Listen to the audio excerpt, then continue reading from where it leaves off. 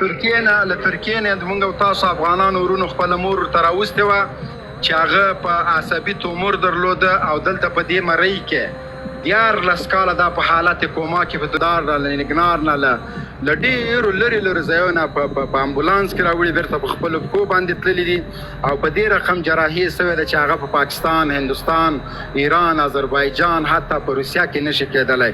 دا زه نه چاته کمپاین کوم، نه ضرورت ورته من حیث یو افغان. ډاکټر خالد په ما باندې فرض ده چې زه د هغه دپاره د هغه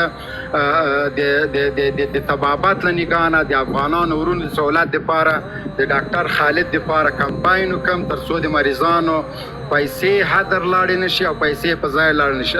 بې ځایه هر مریض چې ډاکټر خالد زدران ته تللی ده هغه کولی چې ما سره رابطه وکړي، ما ته دې ووایي چې که چېرته دوا فایده نه یې ورته کړي، عملیات یې سم نه یې کړي، پیسې زیاتې اخیستې، زه بالکل ډاکټر خالد له ګریوانه ورته نیسم. زه په دې باوري یم چې له لندن نه او له امریکا نه د اعصابو مریضان راولي هغه به دومره مطمئنه په امریکا کې علاج ونه سي لکه په کابل کې چې ډاکټر خالد کوي.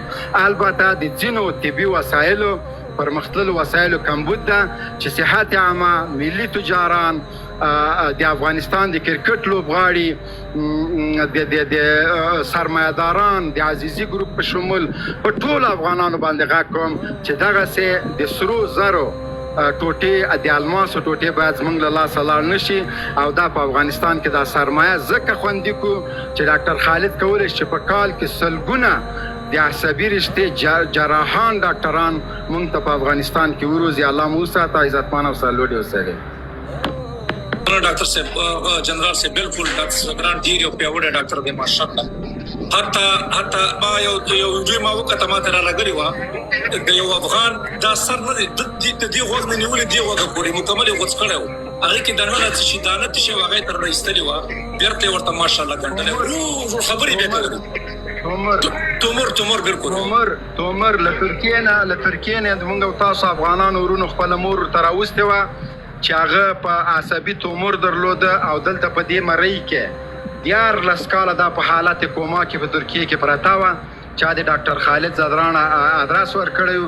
بیا کله چې دا عملیات کوو وایي ما یې بچیانو ته وویلې چې دا خو زما مور ده، نو د 10 کاله 12 کاله خبرې نه دي کړي، 1% چانس لري چې دا ژوندی پاتې سي. که وفات شو زما مور ده، زما مور وفات کیږي، نو ما ته اجازه راکړئ چې زه عملیات وکړم. وایي دا زامن او لورګانې ډېر راغلي، وایي ما دې وکته دا فامیل ما ته ډېر دروند او تعلیم یافته فامیل ښکاره شو. وایي دوی ټول نه مې رخصت واخیسته، دوی مې رخصت کړه. تقریبا 20 ساعته دا عملیات کړي وو. 15 ورځې بعد وایي چې زه کله ورغللم وایي دا مورکۍ ما ته ویل ستړی مه شې، د ما عملیات تا کړي دي خو باندې ګرځي. دا ناممکنه ده چې په افغانستان کې او پاکستان کې په ترکیې کې دغسې عملیات څوک وکړي.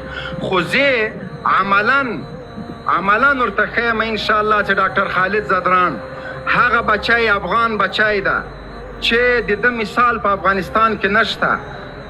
په هر نگاه باید موږ د ډاکټر خالد ساتنه، د ډاکټر خالد پالنه او د ډاکټر خالد دپاره طبي وسایل برابر کړو تر څو زموږ افغانستان 80% د اعصابو مریضان دي، موږ 80% لیوني یو، موږ د باروتو په لوګیو باندې سوځېدلي یو، زموږ هره مور 2 او 3 بچي په شهادت رسېدلي، زموږ هره مور هره خور په افغانستان کې کړېدلې عصبي رشتې کار نه کوي.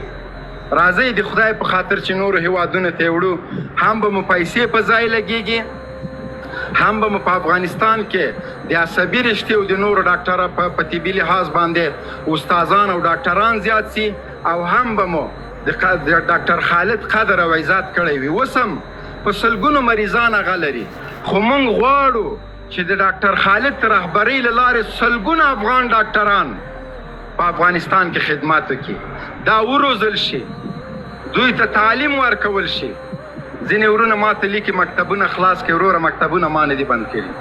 د مکتبو په بندېدو باندې زه خوشحاله نه یم، زما خپل لورګان هم له مکتبه محرومې دي.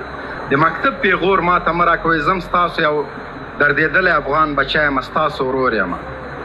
نو ما ته د افغانستان د پاتې د افغانستان د شاته پاتې پیغور مه راکوئ، په دغه اور کې زه هم سوځېدلی یم. ما ته په افغانستان کې د نجونو د مکاتبو د بندېدو پیغور مه راکوئ. زه هم ستاسو افغان ورور یم. زه هم په دغه د غوړیو په کړايي کې کباب سوی یم. نو هیله مو دا ده چې راځئ مخکې لاړ شو. همت به له لاسه نه سره ورکو. موږ به خپل هیواد د پرمختګ په لور بیایو.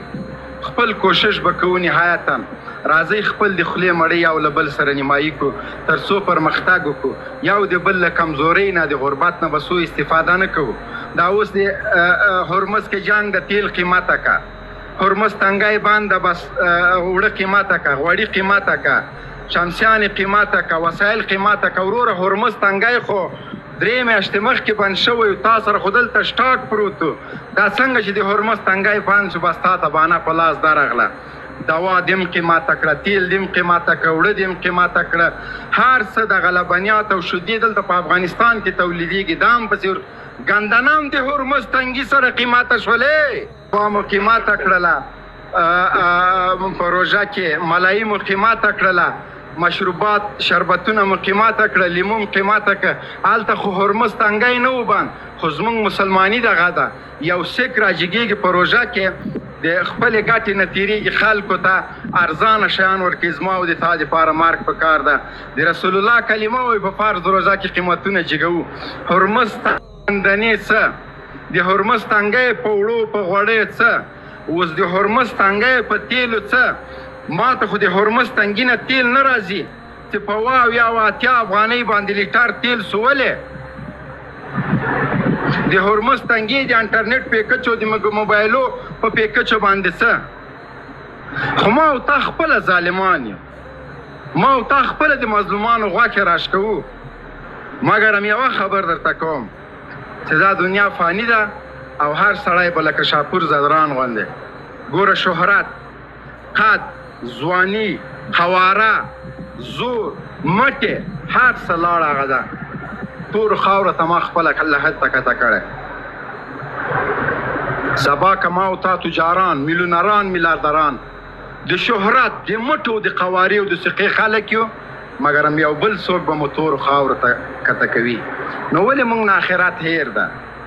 مرو به ټول به مرو په دې مځکه چې څه زنده جان ده. انسانان د 100 کاله وروسته به دا نه وي، نور خلک به وي. نو د چی شي دپاره ظلم کوو؟ راځئ یو بل سره همکاري وکړو. سور صلیب ما او تا نه چلو، عیسویانې چلي. رال صاحب وبخښه، کمره دې بنده ده. کمره بنده کړه، یو ځل بیا آن کړه وروره. کمره ده بنده شوه. بس ما خبرې خلاصې دي. تاسو نه هیله کوم چې تاسو مهرباني وکړئ کمره مې نه یو ځل بنده کړه بیا آن کړه وروره چې دغه شی ولګوي. ښه کاکړ صاحب ستړي مه شئ، درته وروره وایو څه پوښتنه لري ډاکټر صاحب نه، جنرال صاحب خبرې خو تا واورېدې، باچا